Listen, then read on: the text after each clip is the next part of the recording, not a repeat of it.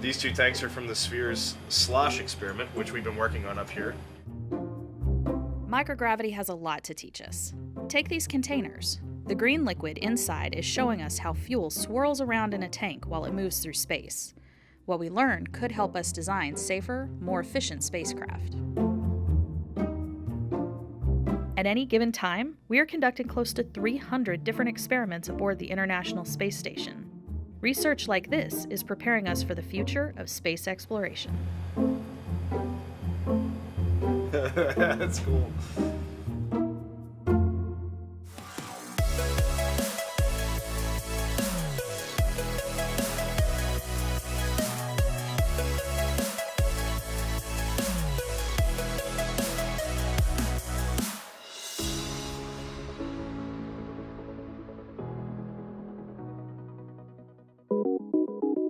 We really can't mimic the environment on the space station anywhere on this planet. And it's what makes it such a special place and why scientists from many universities, several companies, like to send their science up, because once you remove gravity, many things act differently.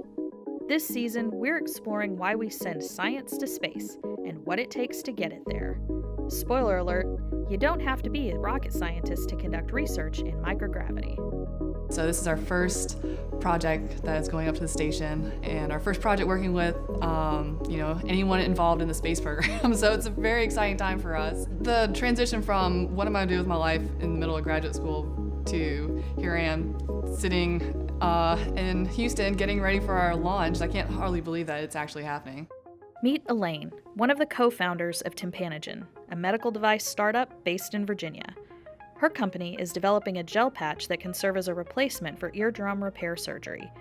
That could have huge benefits here on Earth, but launch that gel to space, and the opportunities for use grow even more. First, we have to back up a few steps. Putting your life's work on top of a rocket may seem like a daunting task, but there's a system in place to help scientists who know nothing about spaceflight get their research into orbit. You see, NASA and its international partners aren't the only source of science aboard the space station. The ISS U.S. National Laboratory creates pathways to space for companies, universities, and even young students. If you're starting a journey into the unknown, it helps to have an expert at your side to navigate the way. The National Lab connects researchers with implementation partners who provide resources and guidance for taking an experiment from Earth to microgravity. Elaine and her team are working with nanoracks. They have the plate reader on the space station that's going to be used for our project, and they're coordinating the launch and getting all the materials together for us. We're glad that we're working with them because we're glad that somebody has done this before and can help us along with the process. 7,643. The project that we're sending to the space station is looking at how hydrogels behave in microgravity conditions, and we're specifically looking at how the structure changes and how drug release profiles change in the absence of gravity. My name is Paris Du. I'm a co-founder and co-inventor of this technology, and I've been with Tympanogen since day zero. Hydrogels are a very important materials. They are high volume water that can very well mimic the extracellular matrix of our body. So we really thought that answering this question can really help the scientific community. Confused? Don't worry, we've got you covered.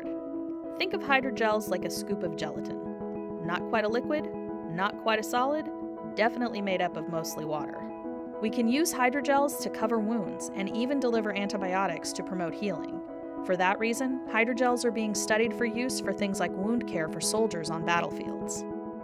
If you are far away from a hospital or a clinic and you can't get good medical care right away, and that soldier has a wound, could you apply that hydrogel directly to the wound site and begin to treat any infection that might be coming on? What about in space, though? What if we are far away from Earth's surface, on our way towards Mars, and we also have another wound on an arm or a leg, and we need a better way to treat that wound and make sure it doesn't become infected? So Tympanogen, the hydrogel itself, is a great example of a dual-purpose technology. It's something we can use not only on the Earth, but up in space. This research could provide previously unknown foundations for future hydrogel studies.